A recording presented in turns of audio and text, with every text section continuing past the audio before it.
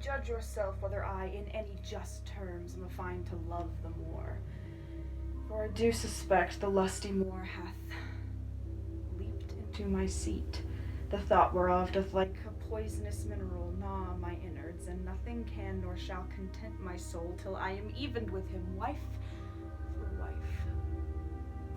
In following him, I follow but myself. Heaven is my judge, not I for love and duty, but seeming so for my own peculiar end. For should my outward action demonstrate the native act and figure of my heart, and compliment extern, why I had sooner wear my heart on my sleeve for daws to peck at. I am not what I am. Now, what to do? How to get Michael Cassio's place, and to plume up my will in double knavery.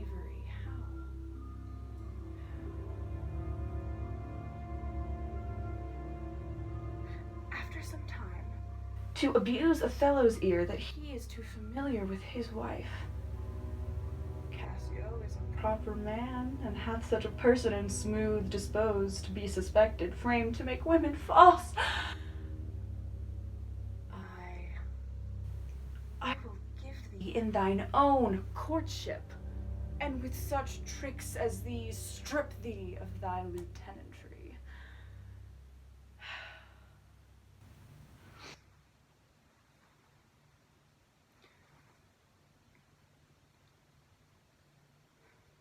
Touch me not so near. I had rather have this tongue cut from my mouth than it should do offense to Michael Cassio. Yeah, yet I persuade myself to speak, should nothing harm him. Thus it was, General, that I heard the clink and fall of swords, and did see them at blow and thrust, even as you yourself did when you did part them. But men are men, the best sometimes forget. Though Cassio did some wrong to him, as men in rage strike those who wish them best, yet I am sure Cassio received from him who fled some strange indignity which patience could not pass.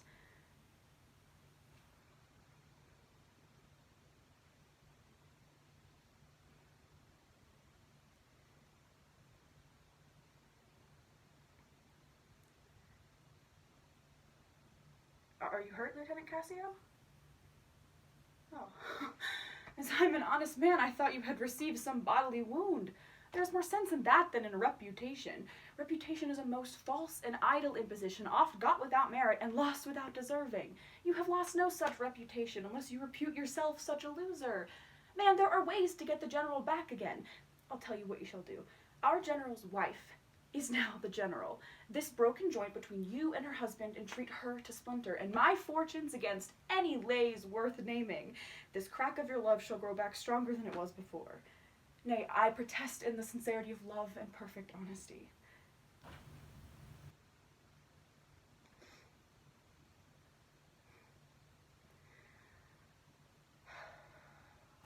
What's he then that says I play the villain?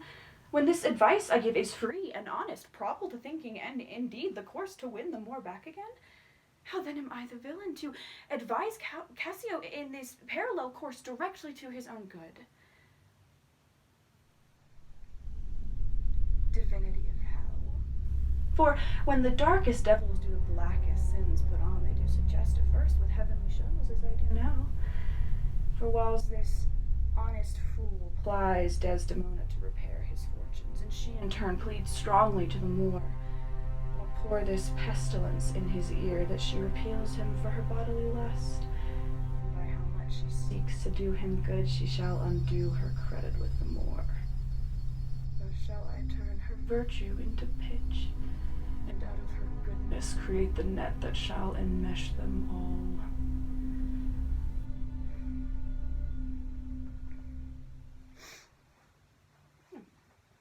General. Huh. I like not that. Nothing, General, or if it is, I know not what. Cassio, my lord, now I dare not think it, that he would steal away so guilty-like upon seeing you coming. My noble lord, did Michael Cassio, when you wooed my lady, know of your love?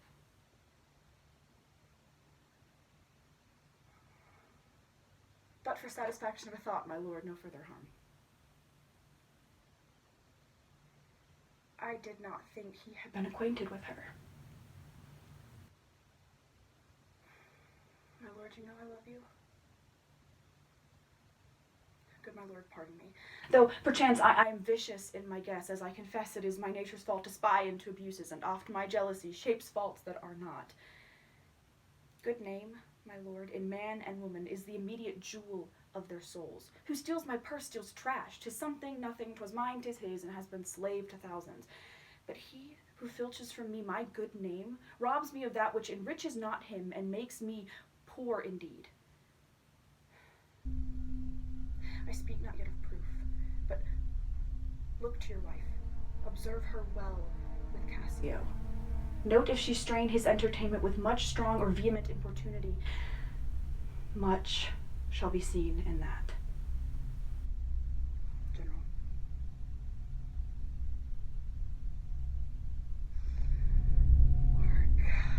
Work, my medicine, work.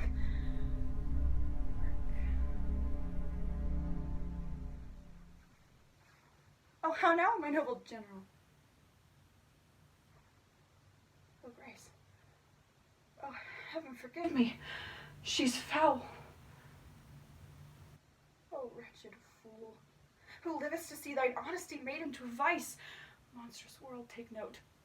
Take note, O world, to be direct and honest is no longer safe. For this profit, and henceforth I'll love no friend, sith love breeds such offense. I'd rather be wise. Honesty is a fool, and loses that which it works for. My noble lord, I see you are in a passion. I do repent me that I put it to you. Would you be satisfied? How then satisfied, my lord? Would you, the supervisor, grossly gape on? Behold her topped. Where then is satisfaction, my lord? Beware of jealousy, my lord. It is the green-eyed monster that doth mock the meat it feeds upon. That cuckold lives in bliss, who, certain of his wronger, doth acknowledge his fate. My lord. My lord. Witness, ye ever-burning lights above, ye elements that do clip us round about, witness here that Iago doth give up the execution of his hand, heart, and wit to the service of the ever-wronged Othello. Let him demand whatever bloody business. For she 'tis foul. Nay, do not yet with poison, yet strangle her in the very bed that she hath contaminated. As for Cassio, let me be his undertaker. I am your own forever.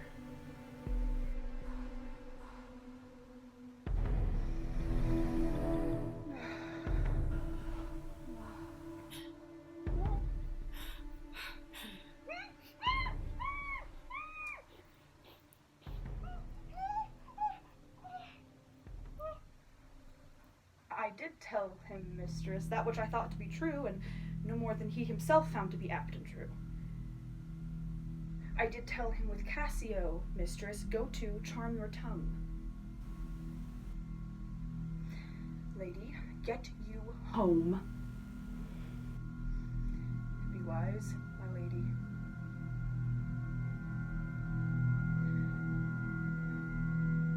Be wise. Villainous whore.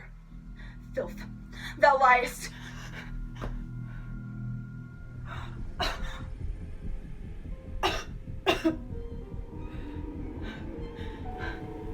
I bleed, sir, but not killed. For I have made the Lord thank me, love me, and reward me for making him egregiously an ass, for practicing upon his peace and quiet even unto madness. Even here 'tis true. Knavery's face has never seemed plain till used.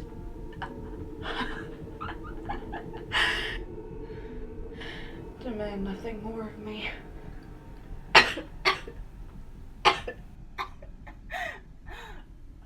What you know, you know. Henceforth I never shall speak a word.